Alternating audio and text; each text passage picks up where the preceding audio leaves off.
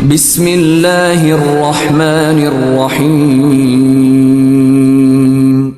In the name of Allah, the Beneficent, the Merciful.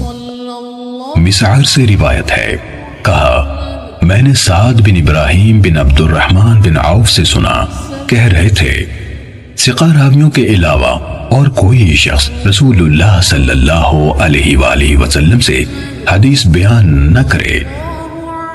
صحیح مسلم حدیث number 31. محمد بن عبداللہ بن قہزاز نے، جو مرو کے باشندوں میں سے ہیں، کہا میں نے عبدان بن عثمان سے سنا، کہہ رہے تھے میں نے عبداللہ بن مبارک رضی اللہ عنہ کو یہ کہتے ہوئے سنا، اسناد یعنی سلسلہ سند سے حدیث روایت کرنا دین میں سے ہے. اگر اسناد نہ ہوتا تو جو کوئی جو کچھ چاہتا کہہ دیتا. امام مسلم رحمہ اللہ نے کہا اور محمد بن عبداللہ نے کہا مجھے عباس بن ابی رزمہ نے حدیث سنائی، کہا میں نے عبداللہ بن مبارک کو یہ کہتے ہوئے سنا، ہمارے اور لوگوں کے درمیان فیصلہ کن چیز بیان کی جانے والی خبروں کے پاؤں یعنی سندیں ہیں، جن پر روایات اس طرح کھڑی ہوتی ہیں جس طرح جاندار اپنے پاؤں پر کھڑے ہوتے ہیں.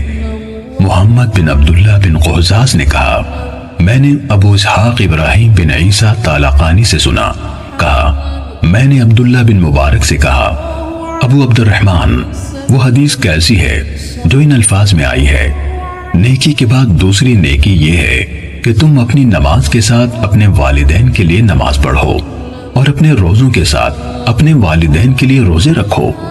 کہا عبداللہ بن مبارک نے کہا یہ کس کی سند سے ہے؟ کہا میں نے عرض کی یہ شہاب بن خراش کی بیان کردہ حدیث ہے. انہوں نے کہا ثقہ ہے. پھر کس سے؟ کہا میں نے عرض کی حجاج بن دینار سے. کہا ثقہ ہے. پھر کس سے؟ کہا میں نے عرض کی رسول اللہ صلی اللہ علیہ وآلہ وسلم نے فرمایا.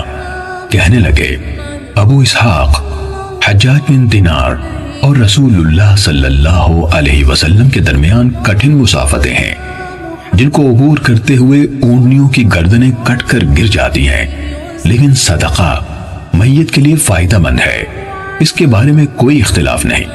محمد نے کہا میں نے علی بن شقیق سے سنا، کہہ رہے تھے میں نے عبداللہ بن مبارک کو سب کے سامنے یہ کہتے سنا، عمر بن ثابت کی روایت کی ہوئی حدیث ترک کر دو کیونکہ وہ سلف صالحین کو گالیاں دیا کرتا تھا. صحیح مسلم حدیث نمبر 32.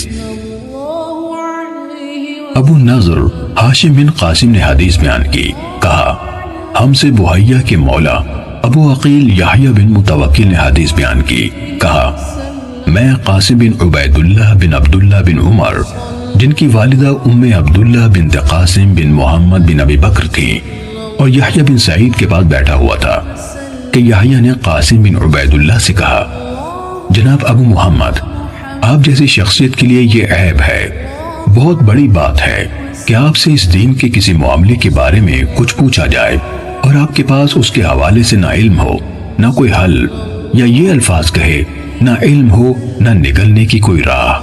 تو قاسم نے ان سے کہا کس وجہ سے؟ یحییٰ نے کہا کیونکہ آپ ہدایت کے دو اماموں ابو بکر اور عمر کے فرزند ہیں. کہا قاسم اس سے کہنے لگے جس شخص کو اللہ کی طرف سے عقل ملی ہو اس کے نزدیک اس سے بھی بدتر بات یہ ہے کہ میں علم کے بغیر کچھ کہہ دوں یا اس سے روایت کروں جو ثقہ نہ ہو.